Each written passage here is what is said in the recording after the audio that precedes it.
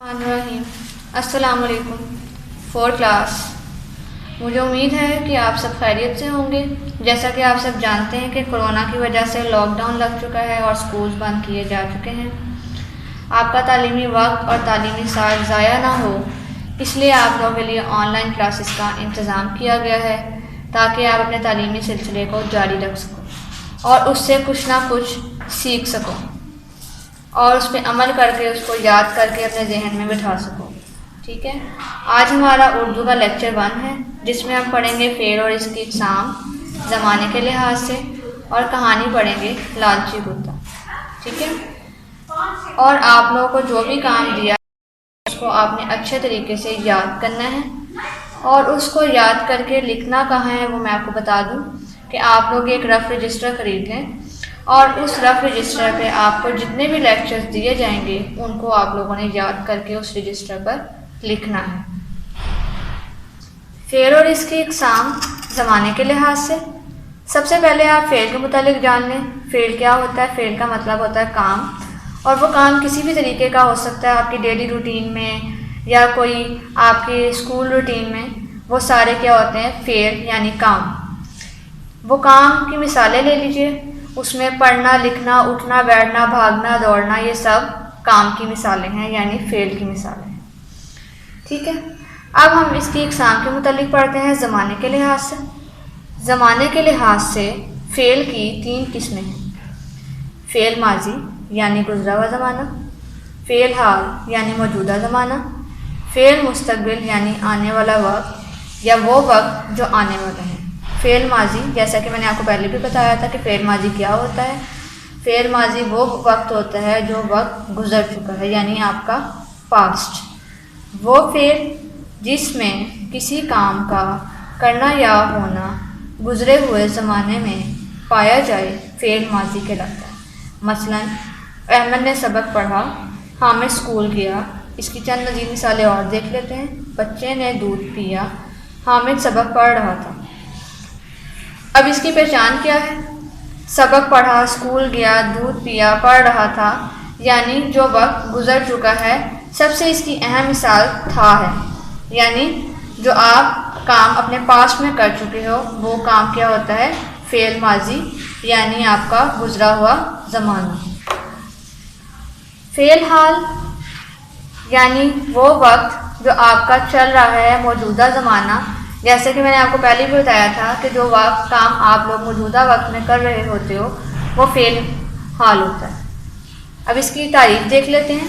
یعنی وہ فعل جس میں کسی کام کا کرنا یا ہونا موجودہ زمانے میں پایا جائے. مثلا اسلم نے پانی پیا ہے، ہم اسکول جا رہے ہیں. اس کی چند مزید مثالیں دیکھ لیتے ہیں. تم نے امتحان دیا ہے، وہ اسکول جاتا ہے. اب اس کی پہچان کیا ہے؟ پیا ہے، جا رہے ہیں، دیا ہے، جاتا ہے یعنی وہ کام جو آپ موجودہ وقت میں کر رہے ہو یعنی اپنی ڈیلی روٹین میں آپ جو کام کر رہے ہوتے ہو وہ فعل حال ہوتا ہے یعنی آپ کا موجودہ وقت موجودہ کام ہوتا ہے. ٹھیک ہے. فعل مستقبل یعنی آنے والا زمانہ یعنی وہ فعل جس میں کسی کام کا کرنا یا ہونا آنے والے زمانے میں پایا جائے. مثلا اسلم بازار جائے گا، ہم مری جائیں گے. اس کی چند مزید مثالیں دیکھ لیتے ہیں. میں کل تمہارے گھر آؤں گا، ہم اسلام آباد جائیں گے. یہ تھی اس کی چند مثالیں.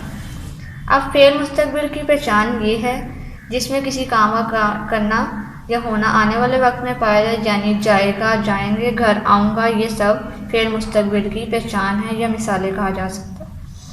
ٹھیک ہے. اب ہم نے فعل ماضی پڑھا تھا، پھر ہم لوگوں نے فعل حال پڑھا اور پھر ہم نے فعل مستقبل پڑھا. فعل ماضی یعنی گزرا ہوا زمانہ یعنی آپ کا پاسٹ. اس کا آپ کو ایسے پتہ چلتا ہے کہ جیسے آپ کا جو کام آپ کر چکے ہیں یعنی آپ نے اپنے پاسٹ میں وہ فعل ماضی ہوتا ہے. فعل حال جو آپ موجودہ زمانے میں اپنے ڈیلی روٹین میں کام کر رہے ہوتے ہیں اس کو ہم فعل حال کہتے ہیں. اور جو کام آنے والے وقت میں کرنے والے ہوتے ہو اس کو ہم فعل مستقبل یعنی آنے والے زمانے کا کام کہہ سکتے ہیں. ٹھیک ہے.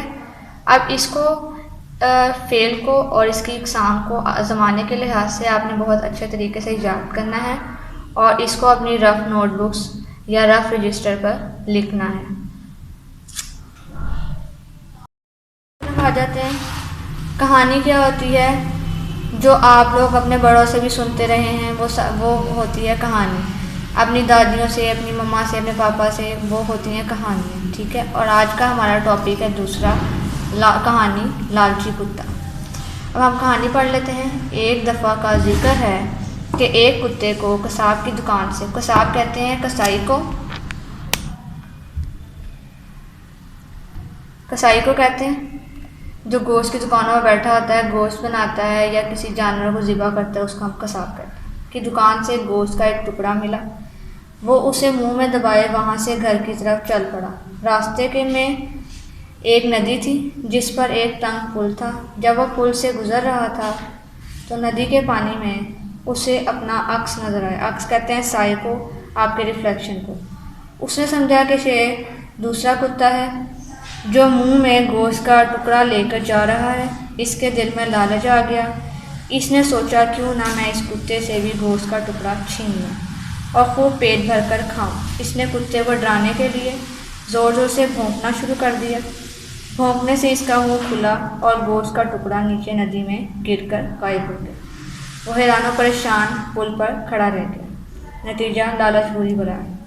اب اس کہانی سے ہمیں کیا سبق حاصل ہوتا ہے؟ اس کہانی سے ہمیں یہ سبق حاصل ہوتا ہے کہ ہمیں لالچ نہیں کرنی چاہیے، کیونکہ جب ہم لالچ کرتے ہیں تو ہماری جو چیز ہمارے پاس موجود ہوتی ہے اس لالچ کی وجہ سے ہم اس چیز کو بھی کھو بیٹھتے ہیں۔ جیسے اب کتے نے لالچ کی، اس کے پاس ایک گوشت کا ٹکڑا موجود تھا، اس نے دوسرا گوشت کا ٹکڑا حاصل کرنے کے لیے لالچ کی، تو اس کی لالچ کی سزا میں اس کا اپنا گوشت کا ٹکڑا بھی پانی میں گر گیا، جس کی وجہ سے وہ اپنے گوشت کا ٹکڑا بھی نہ کھا سکا۔ تو اس نے جو پایا تھا وہ بھی کھو دیا، اور جو پانے کی کوشش کر رہا تھا وہ تو پایا ہی نہیں، ٹھیک ہے۔ تو اس لیے اب آپ لوگوں نے یاد رکھنا ہے کہ ہم نے کبھی لالچ نہیں کرنی۔ تو آج کا ہمارا ٹاپک یہیں پہ ختم ہوتا ہے۔ ہمارا لیکچر